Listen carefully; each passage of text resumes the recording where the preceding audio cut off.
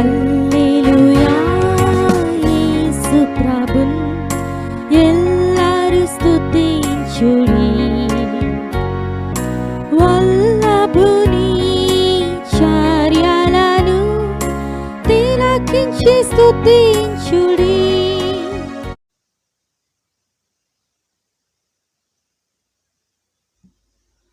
Praise the lord. దేవునికి మహిమ కలుగును కాక.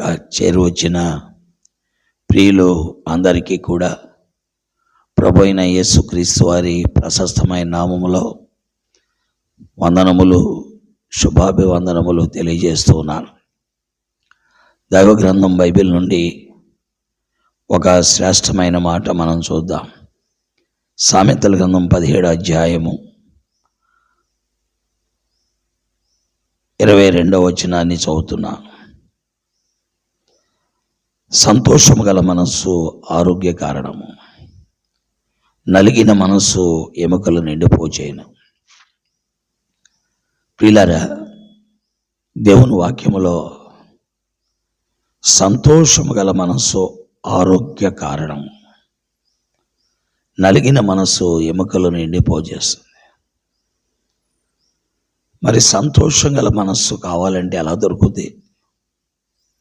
మనకు బంగారం ఉంది, వెండి ఉంది, ఆస్తి ఉంది, పొలాలు ఉన్నాయి, మేడలు ఉన్నాయి, మిద్దెలు ఉన్నాయి, ఎంతో మంచి జీతం ద్వారా డబ్బు కూడా ఉంది. ఇవన్నీ సంతోషాన్ని కలుగు చేస్తాయా? ఈ సంతోషము తాత్కాలికమైనది.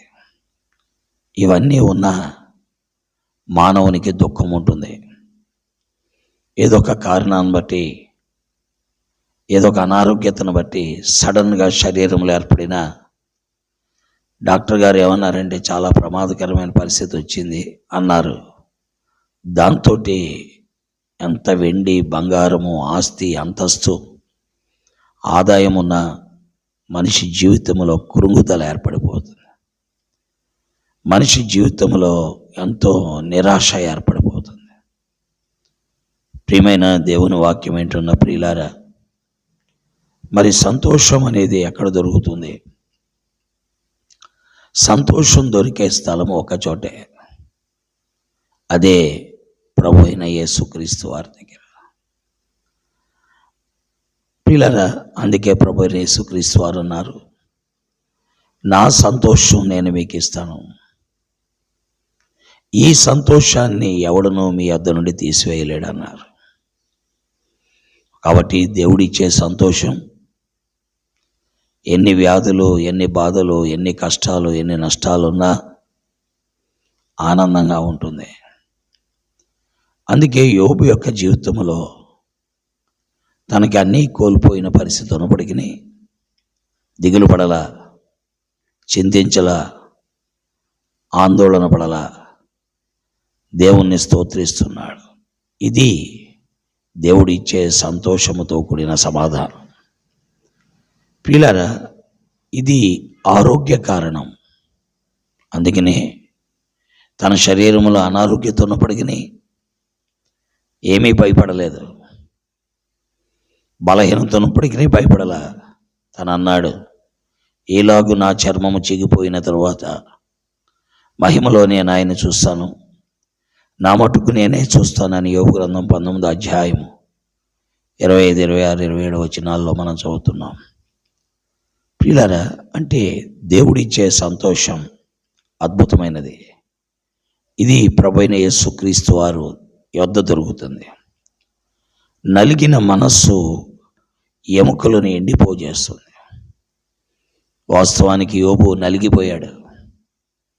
7 కొడుకులను కోల్పోయి, 3 కూతుళ్ళని కోల్పోయి, ఆస్తి కోల్పోయి నలిగిపోయాడు. అయితే ఎముకలు ఎండిపోయాయా? పోలేదు. ప్రియ స్నేహితులారా, దేవుని అందలి విశ్వాసము, దేవునితో కలిగిన సహవాసము, దేవునితో ఉన్నటువంటి ఆ యొక్క సమాధానము మానవ జీవితానికి సంతోషాన్ని ఇస్తుంది. ఎముకలు ఎండిపోకుండా చేస్తాయి. ఈ లోక సంబంధమైనదైతే అన్ని విధాలా నష్టపోతాం. అందుకే వాక్యములో మనం చూస్తున్నాం, సంతోషం గల మనసు ఇచ్చేవాడు యేసు ప్రభువే. కాబట్టి ఇప్పటివరకు క్రీస్తుని నమ్మకపోతే ఆలోచించండి. ఇది మతము కాదు, కేవలం మానవ జీవితానికి సంతోషాన్ని ఇచ్చే మార్గమే యేసుక్రీస్తు. మానవ జీవితంలో నెమ్మదితో నింపే మార్గమే యేసుక్రీస్తు. కాబట్టి ప్రభువుని యేసునందు విశ్వాసం ఉంచండి. అప్పుడు ఏ పరిస్థితిలోనైనా మీరు నలిగిపోకుండా, మీ ఎముకలు ఎండిపోకుండా మీ జీవితంలో ఆనందాన్ని కలిగి ఉండాలంటే క్రీస్తు ప్రభువు మార్గమై ఉన్నారు. దేవుడి మాటలు దీవించి ఆశీర్వదించునుగాక. ప్రేమ కలిగిన మా తండ్రి, పరిశుద్ధుడైన నమ్మకమైన మా దేవా, నీకు స్తోత్రాలు. నీ దయగలిగిన నామం పేట నీ పాదములతో వస్తున్నాం. నీ వాక్యము ప్రజల మధ్యలో ముద్రించి ప్రజలకు మేలు చేయండి. సత్యాన్ని గ్రహించుటకు సహాయపడండి. వినేవారందరికీ ఆశీర్వాదాన్ని కలుగు చేయండి. యేసుక్రీస్తు వారి దివ్య నామములో ప్రార్థిస్తున్నాను తండ్రి, ఆమేన్. ప్రైజ్ లార్డ్ అండి. దేవుడు మిమ్మల్ని దీవించి ఆ దేవుడిచ్చే సంతోషముతో మీరు మీ బిడ్డలు ఆరోగ్యాన్ని పొందినట్లు ప్రభు సహాయం చేయనుగాక. ఆమేన్.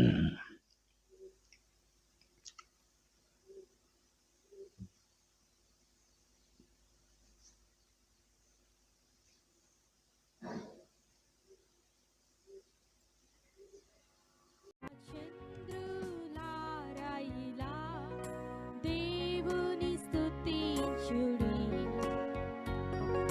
హృదయమును వెలిగించిన యేసుని స్తుతించుడి.